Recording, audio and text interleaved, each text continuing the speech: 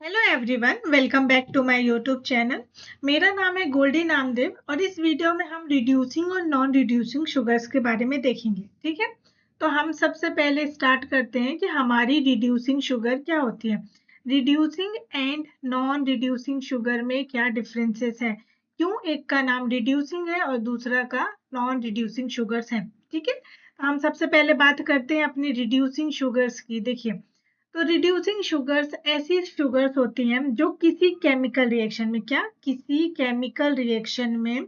करती हैं, वो एक रिएक्शन में इन्वॉल्व होती है और वहां पर ऑक्सीडाइजिंग एजेंट्स होते हैं जिनको वो रिड्यूस करता है। ठीक है, ऑक्सीडाइजिंग एजेंट को ये क्या करते हैं, रिड्यूस कर देते हैं। तो मतलब ऑक्सीडाइजिंग शुगर्स ऐसी शुगर्स होती हैं जो किसी केमिकल रिएक्शन में ऑक्सीडाइजिंग एजेंट्स को रिड्यूस करते हैं।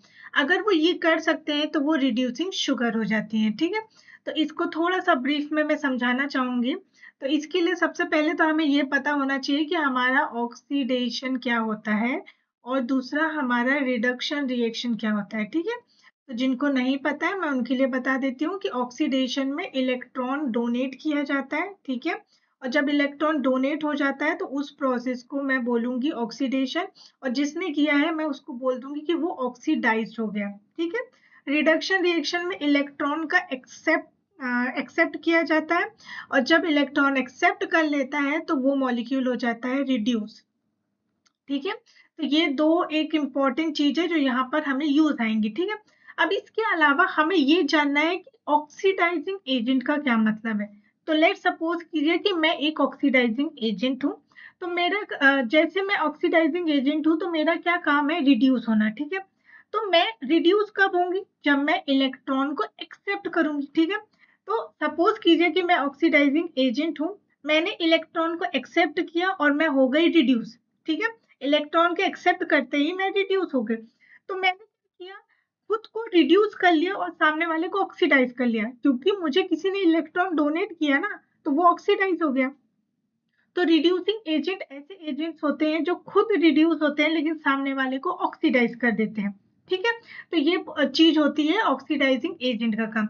अब यहाँ पर जो अगर हम पर्टिकुलरली शुगर की बात करते हैं तो शुगर्स में देखिए एक एल्डिहाइड ग्रुप होता है और एक कीटोन ग्रुप होता है। ये दोनों ही ग्रुप जो है फ्री होने चाहिए।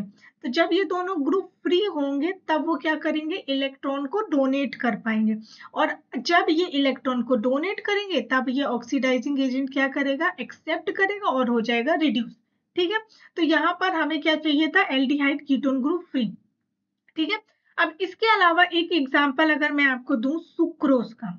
ठीक है, तो आप सबको पता है कि सुक्रोज क्या है, एक नॉन रिड्यूसिंग शुगर है।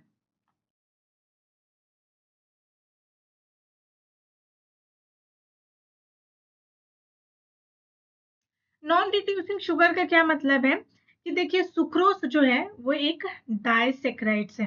डाइसेक्राइड का क्या मतलब है कि वो मिलके बना है फ्रैक्टोज और ग्लूकोज के मोनोमर से। ठीक है, तो ये दोनों मिलके सुक्रोज बनाते हैं।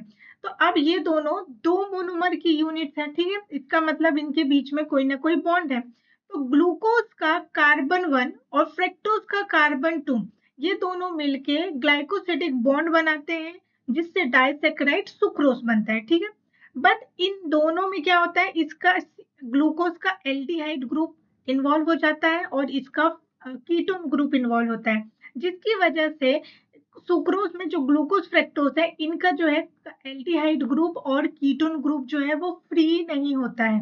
और फ्री नहीं होता है तो वो इलेक्ट्रॉन को डोनेट भी नहीं कर सकता है, और इलेक्ट्रॉन डोनेट नहीं करेगा तो ऑक्सीडाइजिंग एजेंट किसी इलेक्ट्रॉन को एक्सेप्ट नहीं करेगा, और एक्सेप्ट नहीं करेगा तो वो रिड्यूस भी नहीं होगा। ठीक है, तो इसका मतलब कि सुक्रोज के पास ऐसा कोई मॉलिक्यूल है ही नहीं जो एक रिएक्शन में पार्टिसिपेट करके ऑक्सीडाइजिंग एजेंट को रिड्यूस कर सके। ठीक है, इसीलिए मैंने सुक्रोज को बोला कि सुक्रोज एक नॉन रिड्यूसिंग शुगर। ठीक है, इसमें कोई प्रॉब्लम नहीं है।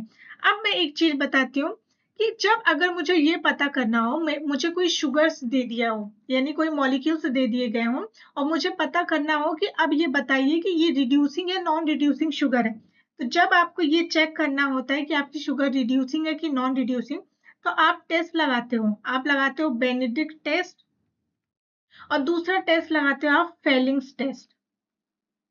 ये दोनों टेस्ट की मदद से आप पता कर सकते हो कि आपकी शुगर रिड्यूसिंग है कि नहीं। और ये आप कैसे पता करेंगे, क्योंकि देखिए इस टेस्ट में क्या होता है, जो एक ब्लू कलर का सॉल्यूशन होता है, ठीक है, ये ब्लू कलर के सॉल्यूशन का कन्वर्जन होता है और कन्वर्जन करता है रिड्यूसिंग शुगर। तो मान लीजिए कि एक कोई रिड्यूसिंग शुगर आया, ठीक है, जब इसने रिएक्ट किया, केमिकल रिएक्शन की, तो उसने क्या किया, इस ब्लू कलर के सॉल्यूशन को कन्वर्ट कर दिया ब्रिक रेड कलर के प्रेसिपिटेट में। ब्रिक रेड कलर के प्रेसिपिटेट में इसने कन्वर्ट कर दिया और इसका कन्वर्जन यानी ब्लू कलर से रेड कलर का जो कन्वर्जन है, इसी कन्वर्जन से हमें पता चलता है कि मेरे पास जो शुगर है वो रिड्यूसिंग शुगर है, ठीक है। क्योंकि अगर मान लीजिए मैं सुक्रोज का एग्जांपल दूं, तो सुक्रोज जो है वो क्या कर सकता है, इस रिएक्शन में पार्टिसिपेट नहीं करेगा और ब्लू कलर को रेड कलर में कन्वर्ट नहीं करेगा, ठीक है। तो कोई भी रेड कलर का प्रेसिपिटेट नहीं बनेगा, तो सॉल्यूशन रिमेन्स ब्लू ही रह जाएगा। तो मान लीजिए कि अगर आपका कलर चेंज हो रहा है, ठीक है, अगर आपका कलर चेंज हो रहा है टेस्ट में, तो इसका मतलब वो तो रिड्यूसिंग शुगर है, ठीक है।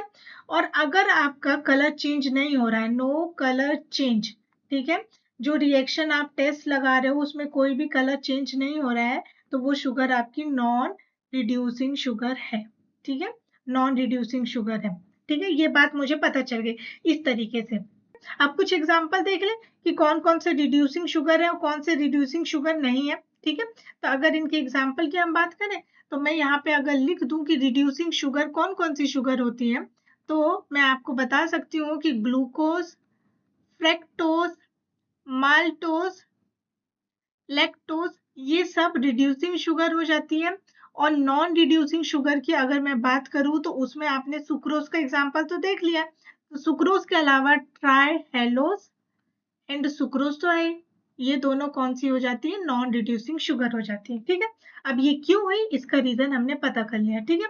तो इस वीडियो में हमने ये समझा कि सुक्रोज जो है हमारा नॉन रिड्यूसिंग क्यों होता है, ठीक है। आई होप कि आपके ये कॉन्सेप्ट क्लियर हो गए होंगे और आपको वीडियो पसंद आया होगा। So thank you so much, मिलते हैं नेक्स्ट वीडियो में। Till that take care and bye bye.